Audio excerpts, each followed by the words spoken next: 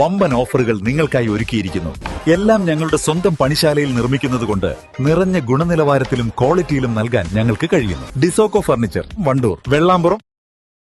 വഴിക്കടവിൽ LDF സ്ഥാനാർത്ഥിയുടെ നാമനിർദ്ദേശ പത്രിക തള്ളി. പത്രിക തള്ളിയതിൽ സ്ഥിരീകരണം ആവശ്യപ്പെട്ട് LDF നേതാക്കളും പ്രവർത്തകരും സ്ഥാനാർത്ഥിയും കാത്തുനിന്നെങ്കിലും മറുപടി നൽകാതെ റിട്ടേണിംഗ് ഓഫീസർ. വഴിക്കടവ് ഗ്രാമപഞ്ചായത്തിലെ 23-ാം വാർഡായ മെക്രവയിലെ LDF സ്ഥാനാർത്ഥി KM ഷിഫ്നയുടെ നാമനിർദ്ദേശ പത്രികയാണ് സൂക്ഷ്മ പരിശോധനയിൽ തള്ളിയത്. റിട്ടയർഡ് ഓഫീസറായ Nilambur taluk supply officer VP ബാലകൃഷ്ണനാണ് നാമനിർദ്ദേശ പത്രിക തള്ളിയത്.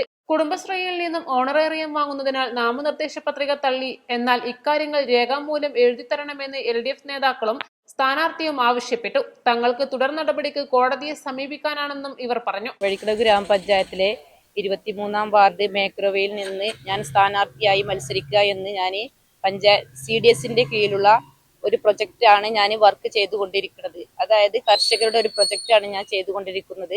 IFC എന്ന പ്രൊജക്ട് കോർഡിനേറ്റ് ചെയ്തു പോകുക എന്നുള്ളതാണ് മാത്രമാണ് അത്. അതുകൊണ്ട് തന്നെ ഞാൻ ഈ ഇലക്ഷനിൽ മത്സരിക്കുക എന്നുള്ള ഒരു ഇത് പറഞ്ഞ സമയത്ത് തന്നെ CDSൽ അത് അറിയിക്കുകയും അതുപോലെ തന്നെ ജില്ലാ മിഷനിൽ അറിയിക്കുകയും കുടുംബശ്രീയുടെ ചാർജ് ഓഫീസർ എന്ന രീതിയിൽ അസിസ്റ്റന്റ് സെക്രട്ടറിയോട് ഈ കാര്യം പറയുകയും അസിസ്റ്റന്റ് സെക്രട്ടറി അതിൽ തന്നെ 3 പ്രാവശ്യമായിട്ട് ഞാൻ ഈ ലീവ് കൊടുത്തുയിരുന്നു ചെയ്തു. ആ സമയത്ത് സാറ് പറഞ്ഞത് ഇതിൽ നീ റിസൈൻ ചെയ്യേണ്ട ആവശ്യമില്ല, കൃത്യമായിട്ട് നീ അന്ന് ലീവ് ആക്കിയിട്ട് മാത്രം അപേക്ഷ തന്നാൽ മതി, നിനക്ക് പഞ്ചായത്ത് ഇലക്ഷനിൽ മത്സരിക്കുന്നതിന് ഒരു പ്രശ്നവുമില്ല എന്ന് കൃത്യമായിട്ടുള്ള ഒരു മറുപടിയാണ് എനിക്ക് തന്നിട്ടുള്ളത്.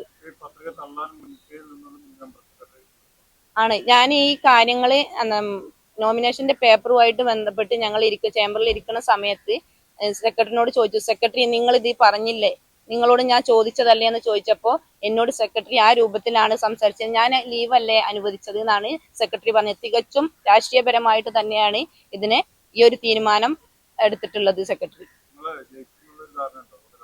കൃത്യമായിട്ടും നല്ല ഭൂരിപക്ഷത്തിൽ എന്റെ വാർഡിൽ നിന്ന് ഞാൻ ജയിക്കും എന്നുള്ള ഒരു കൃത്യമായ ബോധ്യം എനിക്കുണ്ട്. അതുപോലെ എന്റെ വാർഡിലെ മുഴുവൻ ആളുകളുടെയും സഹകരണത്തോടെയാണ്, അവരുടെയൊക്കെ സന്തോഷത്തിന്റെ ഭാഗമായിട്ടാണ് ഞാൻ തന്നെ നോമിനേഷൻ കൊടുക്കണം, ഞാൻ തന്നെ സ്ഥാനാർത്ഥിയാവണം എന്നുള്ള ഓരോ ഉദ്ദേശം കൊണ്ട് തന്നെയാണ് ഞാൻ ഇലക്ഷനിൽ മത്സരിക്കാൻ വേണ്ടി നിന്നത്.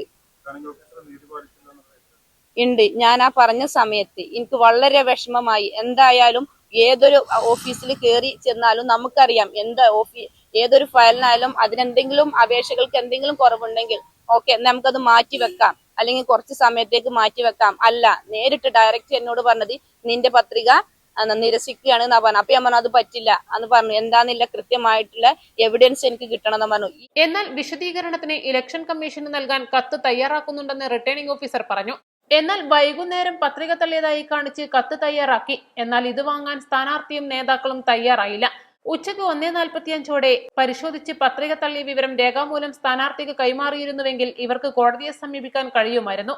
വഴിക്കടവ് പഞ്ചായത്ത് അസിസ്റ്റന്റ് സെക്രട്ടറിയും കുടുംബശ്രീ മെമ്പർ സെക്രട്ടറിയുമായ അനിൽകുമാറിനോട് പത്രിക നൽകും മുൻപ് താൻ കുടുംബശ്രീയിൽ സന്നദ്ധ പ്രവർത്തക എന്ന നിലയിൽ പ്രവർത്തിക്കുന്നത് തടസ്സമാകുമെങ്കിൽ രാജിവെക്കാമെന്ന് അറിയിച്ചിരുന്നതായി സ്ഥാനാർത്ഥി KM ഷിഫ്ന പറഞ്ഞു. രാജി ആവശ്യമില്ലെന്നും ജയിച്ചാൽ രാജിവെച്ചാൽ മതിയെന്നും നിയമോപദേശം നൽകിയതിനാലാണ് രാജിവെക്കാതിരുന്നതെന്ന് ഷിഫ്ന പറഞ്ഞു. എന്നാൽ തന്റെ പത്രിക തള്ളിക്കാൻ മുന്നിൽ നിന്നതും അനിൽകുമാറാണെന്നും ഷിഫ്ന ആരോപിച്ചു. ഈ വിഷയത്തിൽ തനിക്ക് ലഭിച്ച വിവരത്തിന്റെ അടിസ്ഥാനത്തിലാണ് രാജിവെക്കേണ്ടെന്ന് പറഞ്ഞതെന്നാണ് അനിൽകുമാറിന്റെ വിശദീകരണം. വഴിക്കടവ് 23-ാം വാർഡിലെ LDF സ്ഥാനാർത്ഥി KM ഷിഫ്നയുടെ സ്ഥാനാർത്ഥിത്വം തള്ളിയതിനു പിന്നിൽ റിട്ടേണിംഗ് ഓഫീസറും വഴിക്കടവ് പഞ്ചായത്ത് അസിസ്റ്റന്റ് സെക്രട്ടറി അനിൽകുമാറും രാഷ്ട്രീയ നേതാക്കളും ആസൂത്രിതമായി നടത്തിയ ഗൂഢാലോചനയാണെന്ന് CPM എടക്കര ഏരിയ സെന്റർ അംഗം AT റെജി ആരോപിച്ചു. ഇന്ന് വഴിക്കടവ് പഞ്ചായത്തിന്റെ നോമിനേഷന്റെ പരിശോധനയാണ്. ഈ സപ്ലൈ ഓഫീസറായിരുന്നു റിട്ടേണിംഗ് ഓഫീസർ. വഴിക്കടവ് പഞ്ചായത്തിലെ 24 വാർഡുകളിലെയും LDFന്റെ സ്ഥാനാർത്ഥികളുടെ സൂക്ഷ്മ പരിശോധന പൂർത്തീകരിച്ചു.